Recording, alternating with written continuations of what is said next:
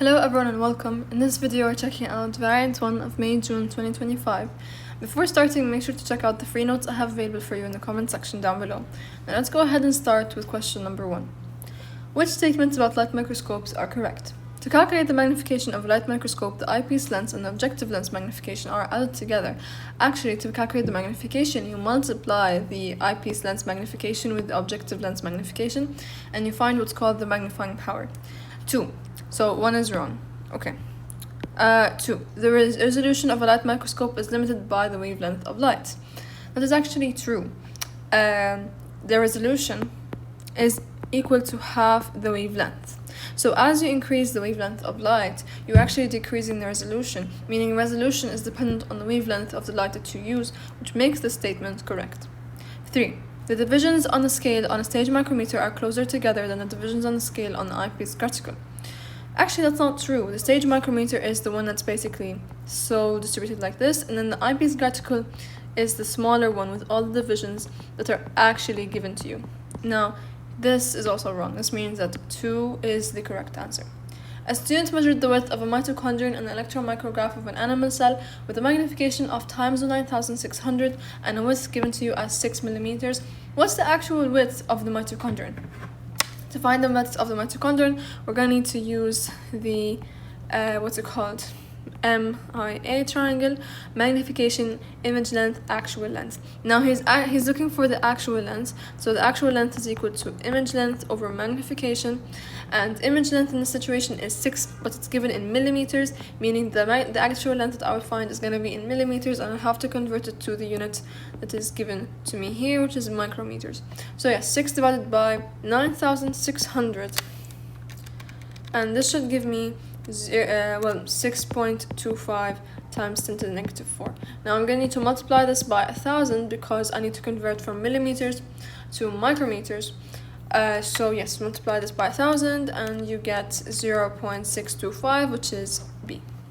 The photomicrograph shows a section of the stem of a plant. Here we can see they're pointing to the xylem, and how I know it's a xylem is because it's really wide and it's hollow and it's got these thick walls, as you can see, and so it's clearly hollow, which means it's dead. What statement could describe Q? Q. The cell wall contains pits. That is true. Xylem has pits, which are basically these hollowed out openings in the xylem that could lead to the adjacent cells, whether it be the xylem cells or the phloem cells, which basically allows water to go to the other to the xylem or go to the phloem and help with translocation. The cell wall contains cellulose and also lignin. That is true. They have lignified cell walls, which basically make it more tough and so allow it to basically allow water to move through it and allow it to support the plant overall. It's connected to the adjacent cells via plasmodesmata. It's actually not connected by plasmodesmata because plasmodesmata are cytoplasm, and cytoplasm is not available in the cell. So imagine basically this is a plant cell. A living plant cell could have cytoplasm that could extend, so an extension of the cytoplasm to the other cells. Now, the xylem, when it was first born, the cells were first alive, they had the plasmodesmata. Then the cell gets hollowed out and the cytoplasm gets eaten, and instead, of the place of the plasmodesmata, you have a pit now, which is basically the one we've pointed out at number 1. So that means that only 1 and 2 are correct. 4. The diagram is taken from an electron micrograph of a cell that secretes enzymes. Where are the polypeptides for these enzymes made? Okay, where are the proteins made? Now, specifically, polypeptides are going to be made on the ribosomes. Where they're going to be transformed, it's going to be in the Golgi apparatus, which is B. And then where they're going to be sent and transported from here, they're going to be transported from the vesicles. And then from the vesicles, they will fuse with the cytoplasm via endocytosis, and they're going to release the material. And generally, we're going to have lots of questions like this with this similar cell, and they're going to ask you general questions about where the protein is going to be made, where it's going to be transformed, where it's going to be transported, and so on. Which comparison between a typical bacterial cell and a typical plant cell are correct?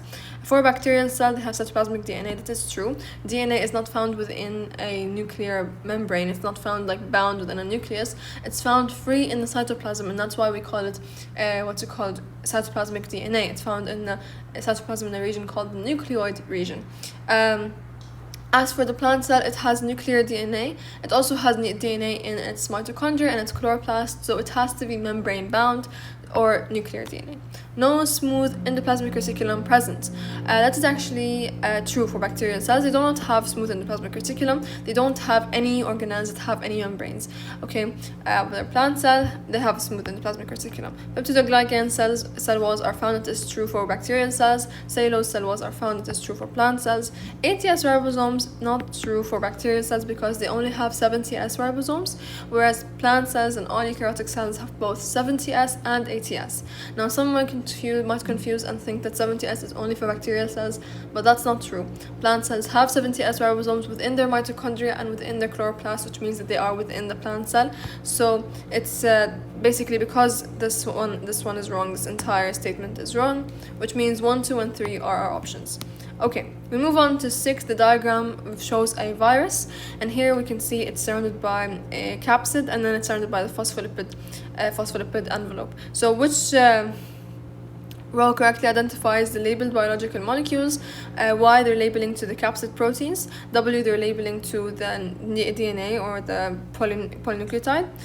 Z, they're labeling to a glycoprotein and antigen basically on the lipid envelope. So W, RNA or DNA. It could be any of which, because viruses could either have RNA or DNA, but not anything. There's no any kind of virus that has both RNA and DNA. So we need to make sure to remember that. X, proteins for X. X is actually the phospholipid bilayer, so it has to be either B or D.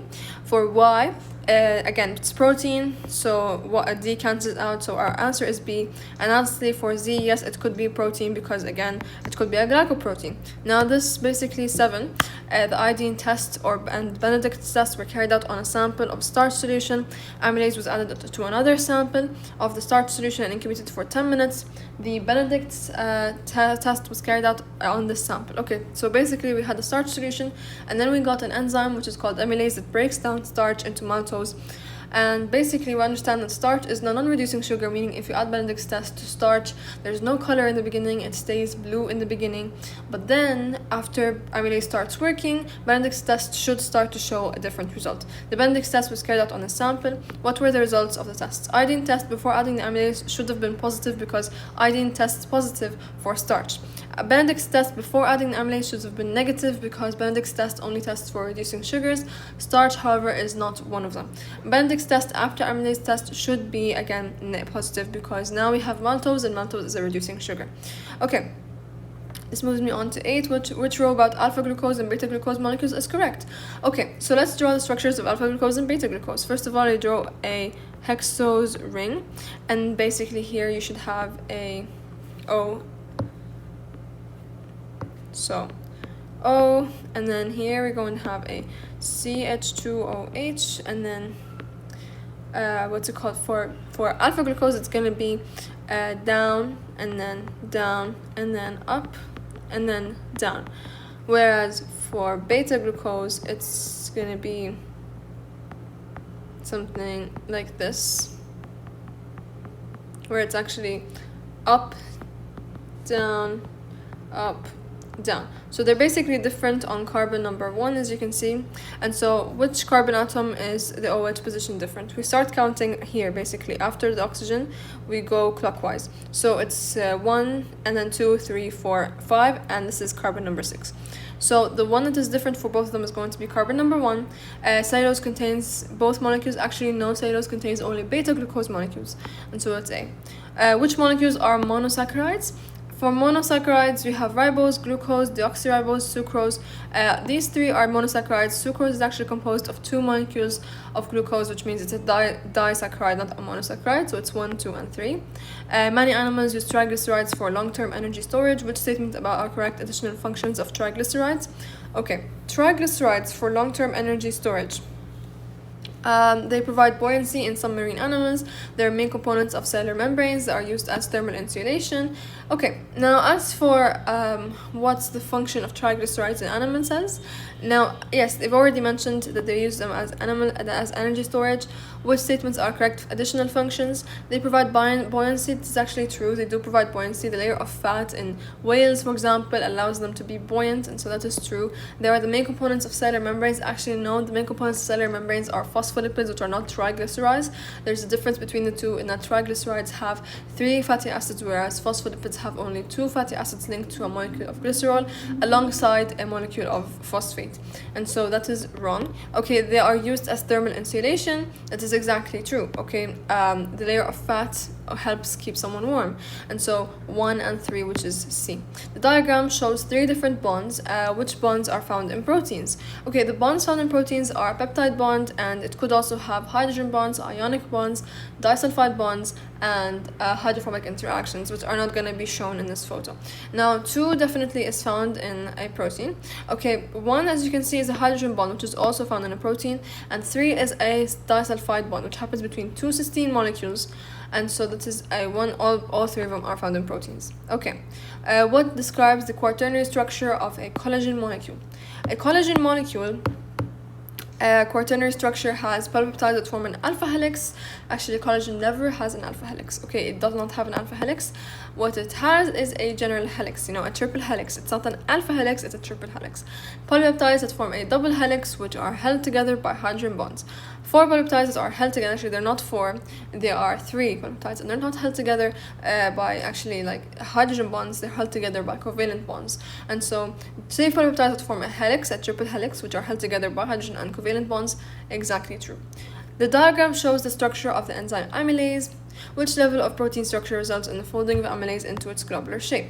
Okay, now which level of protein structure allows for globular shape formation? That's going to be the tertiary level, okay, because remember, globular shapes, that's tertiary structure. As for which statement explains why large volumes of water maintain a constant temperature when the air temperature increases? Now, when air temperature increases, the reason that water does not change is because it has a high specific heat capacity, meaning it requires great loads of energy in order to increase its temperature just by 1 Celsius.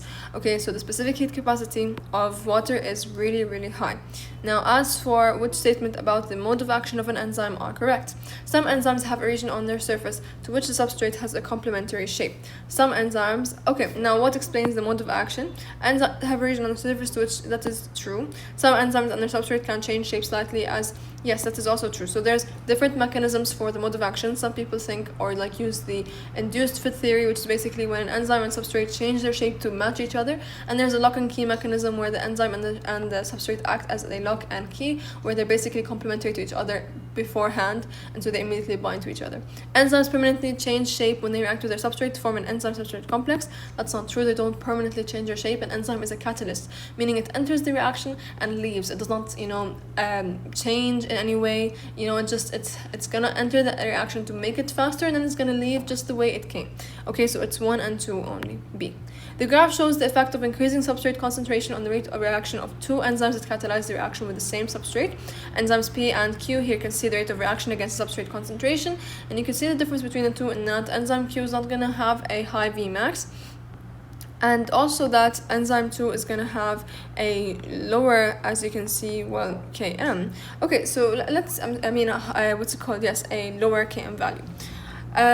So let's see, what's the difference between the enzymes? If you want to compare the two, you'll find basically that the enzyme has a lower maximum rate of reaction. Enzyme Q has a lower maximum rate of reaction. However, it has a higher affinity for its substrate because it has a much lower Km value. Here you can see this is the Vmax of the enzyme, and the Km value is the substrate concentration at which the enzyme reaches half its maximum rate of reaction. Okay, so this is half the maximum rate of reaction, half the Vmax. The substrate concentration that we reach, that's basically the Km. Okay, and so the higher the Km, that means that the enzyme has a lower affinity for the substrate. It needs more substrate to reach that high rate of reaction. It does not work effectively with low substrate concentrations. So as we can see, enzyme Q has a higher affinity for its substrate and it has a lower Vmax. So let's see, enzyme Q has a higher Km. No, that's not true. Enzyme Q has a lower Km and a higher affinity for substrate than enzyme P. Exactly. The cell surface membrane structure is described as fluid mosaic structure. What correctly describes the mosaic part of the cell surface membrane? Okay, so the different patterns that are obtained by the movement of phospholipid molecules. Now, why it's called a fluid mosaic is because basically, if you look at it from the top, or basically, if you look at the outer membrane, you can see, the phospholipid heads, and you can see the proteins. But because the proteins are capable of moving and they're basically like all over the place, this makes it so that it's like fluid. Okay, so it's fluid mosaic. So is it the different patterns that are obtained by the phospholipid molecules? The phospholipid molecules, even if they move around, which by the way they do, they don't really give a different effect because all of them have the same head. The difference happens because there's different proteins moving around. So the random distribution of cholesterol molecules it's not really part of the fluid mosaic model. The regular pattern produced by the phospholipid heads and the membrane proteins, it's not regular. Okay, it's not regular. It's like different, so that's fluid. The scattering of different proteins within the phospholipid bilayer.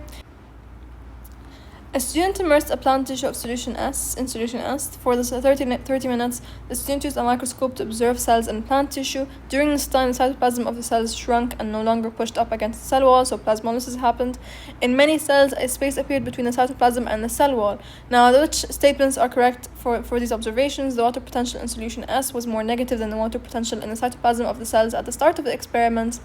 Okay, so since water left the cell, because here he said that plasmolysis happened, and plasmolysis is basically when lots of water leaves the cell, that the cytoplasm shrinks and it pulls away from the cell wall. This means that the water potential outside is lower than the water potential inside the cell. So the water potential outside has to be more negative. Okay, remember that if it's lower, it's more negative. So the water potential of solution S is more negative, that is true, than water potential of the cytoplasm of the cell at the start of the experiment, 100%. Okay, without a cell wall to provide support, it's likely that many cells would have burst. This is wrong. I mean, yes, this is generally the function of the cell wall. The cell wall does help prevent a cell from bursting when, for example, it absorbs so much water that it's full of water.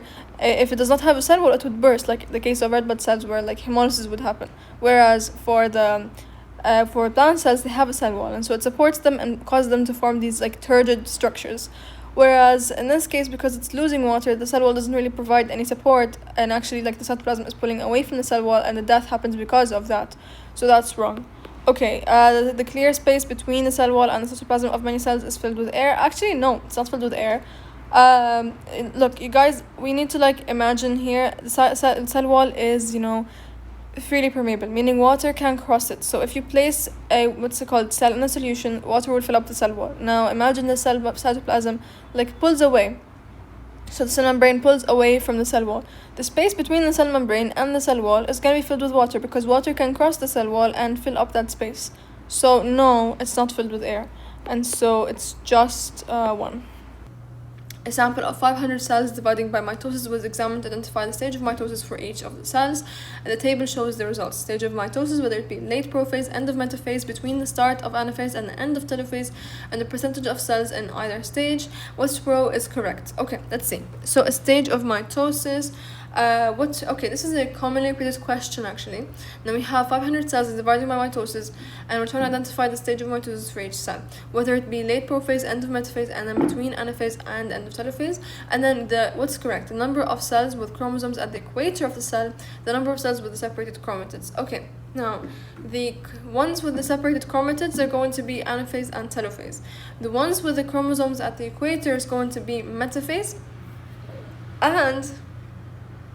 and that's it. It's just at the end of metaphase, and I think also maybe we can start with late prophase, because number of cells with the chromosomes at the equator, number of cells with separated chromatids. Okay, now these are the different percentages.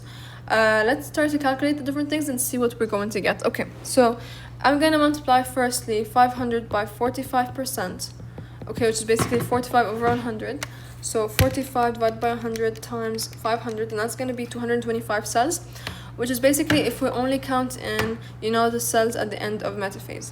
Now, if you do both the end of metaphase and prophase, so if you add 45 to 23, and you multiply the answer, which is basically 68%, which again is these two together, times 500, you're going to get 340, which is not an option here. Okay, if you try with the The last one, I don't think that you should try with the last one, because the last one, anaphase and telophase, the cells are generally away from the equator, so we're going to have to pick 225 for metaphase and for chromosomes at the equator. Number of cells separated with separated chromatids, the ones that have separated chromatids, well, again, separated chromatids, these are going to be the last ones here, so it's just 24%, and then 24 divided by 100 times 500, and that's going to be 120. Now look, yes, that's basically 120, that's right here, A. Okay, the diagram shows a chromosome. They're pointing to the telomere of the chromosome, and they're pointing to the centromere of the chromosome, which structures are P and Q. So is it centriole or centromere, and Q, is it chromatid, telomere, or centriole? So again, Q is telomere and P is centromere. Remember, do not confuse centriole for centromere. A centriole is part of the centrosome, which is an organ that an organelle that helps the cell with cellular division. Okay, the centromere is the center part of the chromosome. Which processes, so it's basically B. Which processes are used by stem cells during tissue repair? So in tissue repair, what we need, is it cytokinesis? Is it DNA replication? Is it transcription? Okay, so yes, during tissue repair means we're replacing the cells that were damaged, and so yes, you need lots and lots of cellular division, and parts of cell division are going to be DNA replication, are going to be cytokinesis, are going to be protein synthesis. So all three of them. The enzyme telomerase prevents the loss of telomeres after many autotic cell cycles. Which cells have a high concentration of telomerase? Okay, cells with a high concentration of telomerase, are they mature red blood cells? Actually, red blood cells do not have a nucleus, they don't really divide, okay? The stem cells are going to divide, turn into red blood cells that live for 120 days, and they're going to die, they're not going to replicate, okay? Neutrophils or activated memory T lymphocytes. Now, the ones that have a high concentration of telomerase, you'll expect that to be an activated memory T lymphocyte, because an activated T memory lymphocyte is going to be dividing, turning into all the different kinds of cells that you need, more memory cells or plasma cells, which means it needs lots of telomerase, because if it keeps dividing at this rate without any telomerase, it will lose all the telomeres, and sooner or later, when maybe protein synthesis starts to happen and there's DNA replication and everything, you're going to lose part of the DNA, and when a cell loses its DNA, that results in cell death. And so that's basically why it's only 3 that requires a high concentration of telomerase, and that's why it's not 1 or 2. Okay, which statements are correct? All polypeptides are coded for by genes. Okay, statements that are correct here. All peptides are coded for by genes. This is true. All genes are made up by a sequence of nucleotides. Also true. All gene mutations result in a change to the nucleotide sequence. All gene mutations result in a change to the nucleotide sequence. I mean, there are different kinds of gene mutations. There is there could be a situation where there's a deletion, right? So you delete the nucleotide and that results in a change. It could be a substitution. Now, if you do a substitution, you're not really changing the nucleotide sequence except for one of them. So I think that, yes, it does change the nucleotide sequence by some extent. A deletion, a substitution, an addition. So I think, yes, they all result in that.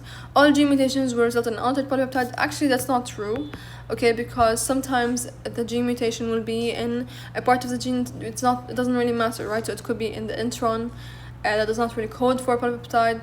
Okay, it could be maybe that the gene, that maybe like the switch in the nucleotide resulted in the same code for the amino acid, because each amino acid has at least like 3 different, pairs of codes for it. And so we have 1, 2, and 3 being our answer, and the situation which is B. A double-stranded DNA molecule was analyzed, and 29% of its nucleotide bases were found to be adenine. What percentage of its nucleotide bases should be cytosine? This is a very repeated question, and you guys should be very familiar with it.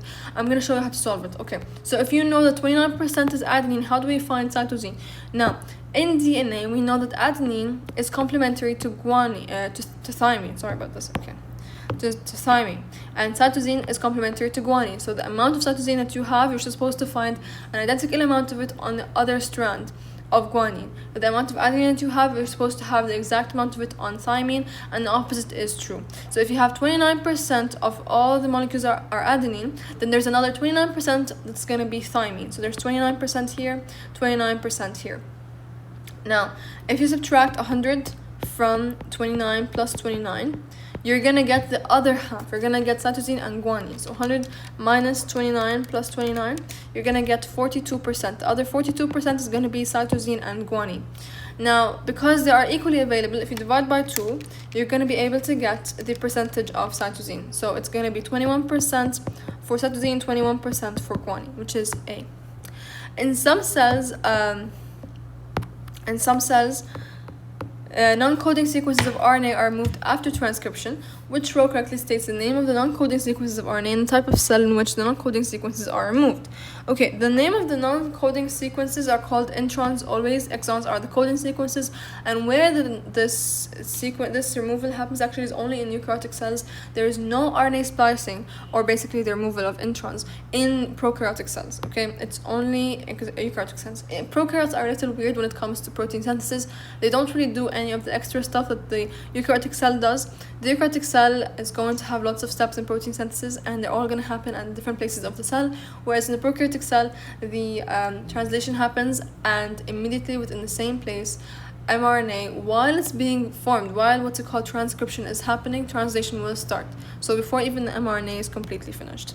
Okay, 26. Water potentials were measured inside a leaf cell in the air spaces of the leaf and in the atmosphere. Which values of water potential would allow the water to move from the leaf into the atmosphere? So from the leaf into the atmosphere, here we're gonna see. So inside the leaf we have -1, and then the water potential of the air is more negative, and then of the atmosphere it's going to be, of the air spaces is more negative. Oh, okay. So inside the leaf cell is more, yeah, okay. So this is the leaf cell, okay? The leaf cell, and then there's going to be air spaces around the leaf cell, and then there's supposed to be a bunch of epidermal cells here. So what happens is that water is supposed to leave the leaf cell and go into the atmosphere. So yes, the water potential inside the leaf should be the least negative, and then more negative in the air spaces, and then the most negative inside the atmosphere, which is A. Okay, 3 samples of liquid were taken from different locations in the plant and tested to measure the concentration of 4 solutes. The results are shown. The concentration of sucrose against nitrate, amino acid, and magnesium. Which samples have been taken from the phloem sieve tube elements? Okay, the phloem sieve tube element, is it sample 1 or 2 or 3? Okay, now we have more of magnesium ions within, like, the xylem, but we do have more amino acids and sucrose in the phloem. Okay, and so is it sample 1 or 2 or 3? Now here you can see there's like a much lower concentration of sucrose and a much higher concentration of nitrate and what's it called, amino acids.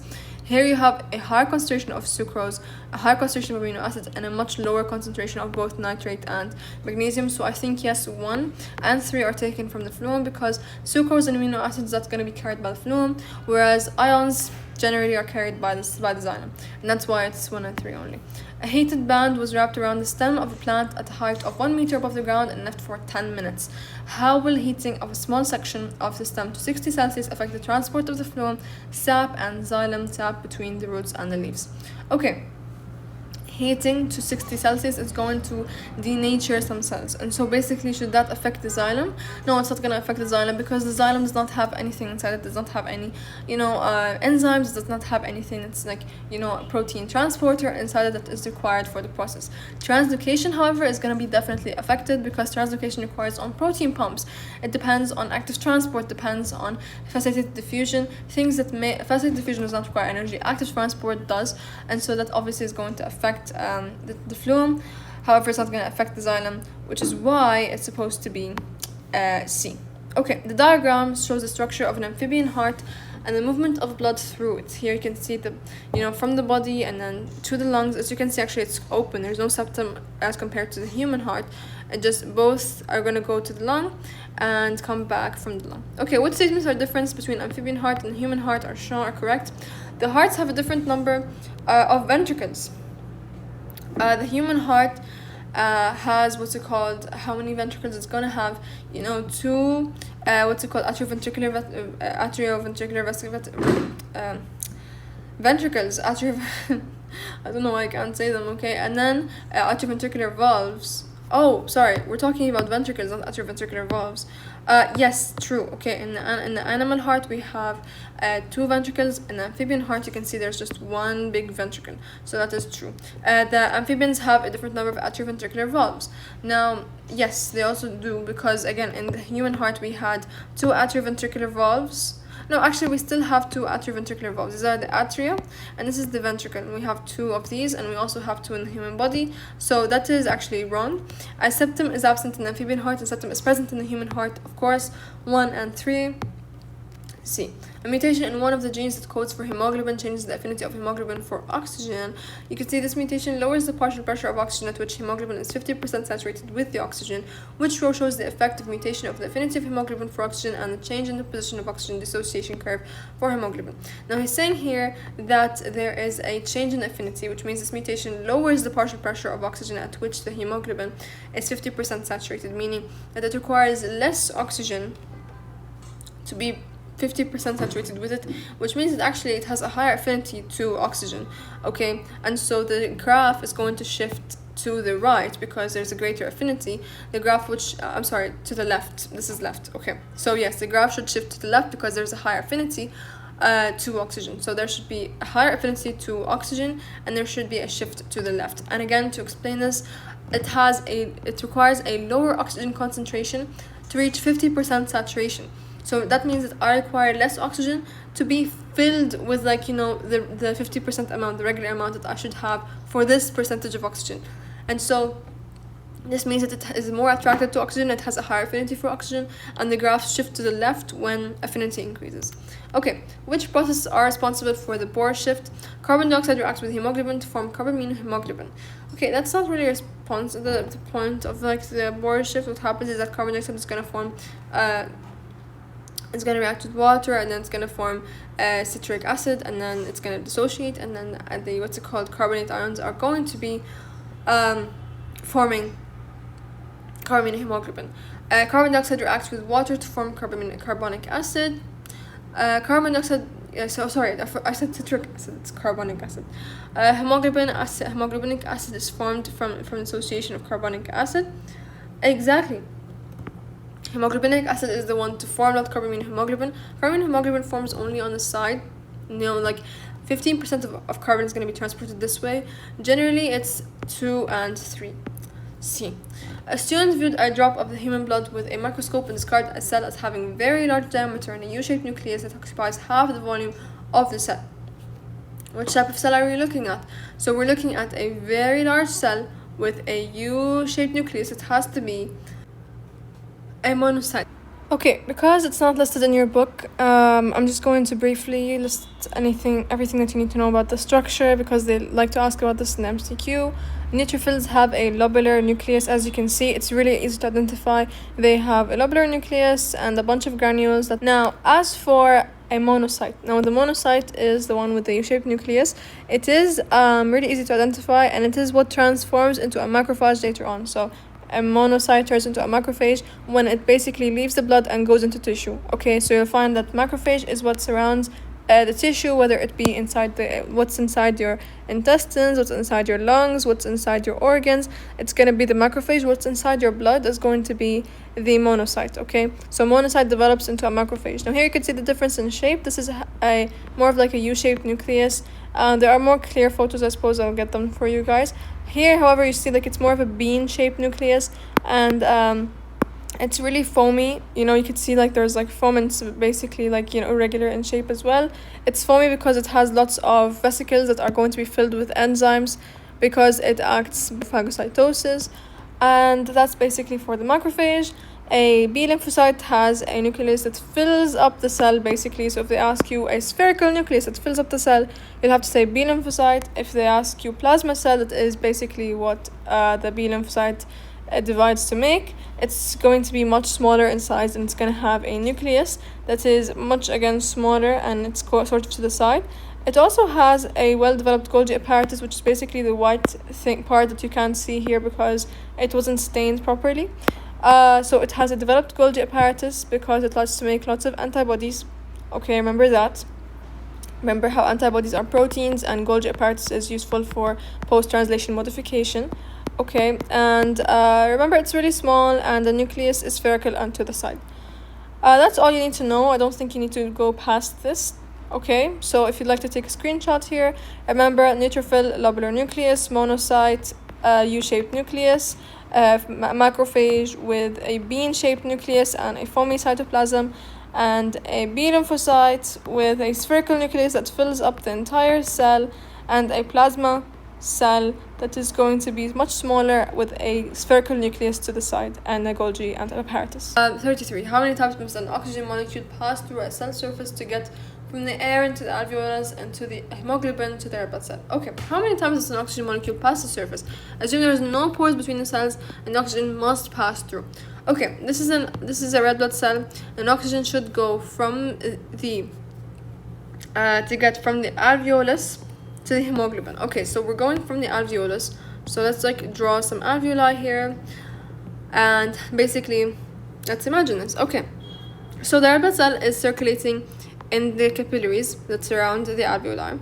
Now these capillaries, they're supposed to not have pores in the situation between them. Okay, and this is the red blood cell over here. And these are the alveoli, and the alveoli are supposed to be made of squamous epithelium, so they should have, cells on them. Now, if you want to calculate the... Okay. Sorry about that. Here.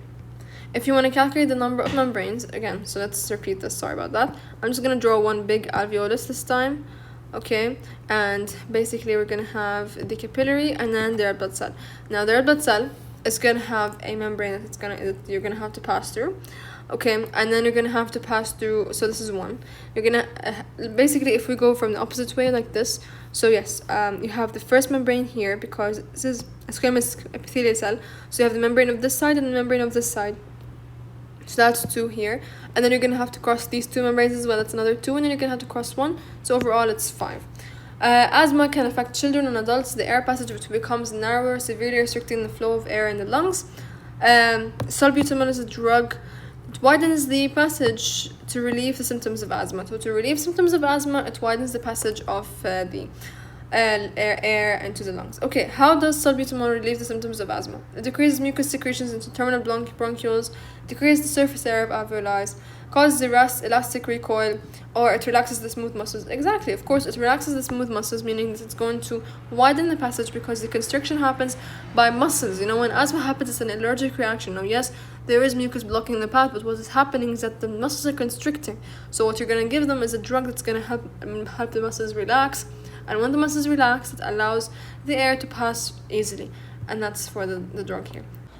The photomicrograph shows a transverse section of part of the trachea, which letter represents a tissue that can contract and relax to adjust the diameter of the airways. Okay, each and every one of these layers, obviously the one that can contract and relax is going to be the muscle layer. Let's see what they're pointing to here. A is basically the outer layer, which is made of, which is basically called pseudostratified columnar epithelium, or basically just a bunch of ciliated cells and goblet cells that are arranged in such a way that the nuclei overlap. And then the second layer here is going to be, again, a layer of cells and a layer of glands. And then we have basically the third layer here, the pointing to, which is D, which is basically the muscle. You can see they're a bit, longer cells, and the cells are basically darker. So this is the layer of muscle. Okay, so remember, like this type of appearance, this is going to be the muscle layer. And lastly, they're pointing to something. You can't really see what they're pointing to, but because we're in a trachea, I can think it's the cartilage. So basically, I will pick D in this situation. Which statements about an infectious disease may be correct? It can be a protoctist. Okay, infectious disease. It could be a protoctist, definitely. It could be protoctist like in malaria. It can be transmitted by an insect vector, 100%, also like malaria by the female anopheles mosquito. It can be transmitted from mother to child, 100%. HIV could be transmitted from mother to child. Malaria can also be transmitted from mother to child. So all of 1, 2, and 3. Which statement explains why cholera has been eradicated by vaccination? Now, the vaccine for cholera, there is a vaccine for cholera. However, the vaccine is only short-term, and it's oral. Okay, so you take it orally when maybe you're traveling to a place where cholera is an epidemic, and then it's just going to give you for short-term protection. So basically it goes away after a couple of years. There is a limited availability of an affordable vaccine, 100%. This is always the case for all kinds of vaccines. Vaccines are expensive to develop, okay? Protection takes several weeks to develop after the vaccination, 100%. Guys, Um, for vaccines, I think there are all these keywords. Okay, so you have to remember vaccines are expensive. To make sure there's eradication, there should be herd immunity. And to achieve herd immunity, you need to make sure everyone has that immunity. Okay, so everyone needs to be vaccinated. Now, some people are going to be against vaccines, so there's people who are anti-vax. There's people who are going to basically like not be able to take the vaccine to begin with. Maybe they have like immunosuppression or anything. But basically, in general, okay, to develop this immunity, vaccination, even if someone is vaccinated, they require some time to develop immunity after they take the vaccine. And so yes, protection takes several weeks. The underreporting of color in the community could be a case, okay. I think it's really common. Generally, there's always like in places where maybe color or anything is an epidemic, really, there's always underreporting. And there's always like an unrealistic standard of everything. And so yes, this could definitely be a reason. Immunity to color decreases after 2 years, 100%, as we mentioned before. Cholera attacks the gastrointestinal tract, and it basically it's like hard to give it like maybe an oral vaccine. An oral vaccine is not going to be as effective as anything else, because again it has to go through the stomach acids, and it has to go through the bile juices and everything. And so 1, 2, 3, and 4, that's A. And then antibiotic resistance is a serious threat to the global health. Which statement describes a step that can be taken to reduce the impact of antibiotic resistance? Okay, antibiotics prescribed by doctors should be shared with a family member to protect them. 100% not. Okay, you should not take antibiotics unless they're prescribed to you by the doctor. Okay, if the doctor doesn't prescribe you antibiotics, you don't take antibiotics. You don't want maybe to spread the antibiotic resistance. So okay. Antibiotics should only be used to treat infectious diseases caused by viruses. 100% not. Antibiotics are against bacteria. Okay, bio means life, and that generally means bacteria. Okay, viruses are not alive unless they're inside a cell, and that does not make them living things. Okay, so no. Farmers should give antibiotics to healthy animals to prevent infections from occurring. Again, big mistake. All these things are really common and they're all wrong. Okay, you are just making sure that antibiotic resistance happens in this case. Vaccination programs should be used to reduce the spread of bacterial disease. 100%. Lean more towards getting the immunity up, instead of having to rely on all these drugs like antibiotics, which results in antibiotic resistance. Tetanus is an infectious disease caused by a type of bacterium. This type of bacterium produces a protein, it's a toxin, which causes illness. Scientists have produced a vaccine for tetanus, which contains a harmful toxin called the toxoid. The toxoid is produced by mixing the toxin with the chemical formaldehyde, and this chemical binds the toxin, making it harmless. Fun fact, this toxoid is taken by pretty much all babies 2, 4, and 6 months of age, and then later on at 5 years, and so on. So we have basically taken the tetanus toxoid before, and the tetanus toxoid, yes, as I mentioned, it is basically a vaccine that protects against tetanus, which is a kind of like spasm that happens and is basically paralysis. Okay, so which statement about tetanus vaccine is correct? After vaccination, the toxoid in the vaccine will be ingested by neutrophils and displayed on the cell surface membrane. That makes a lot of sense.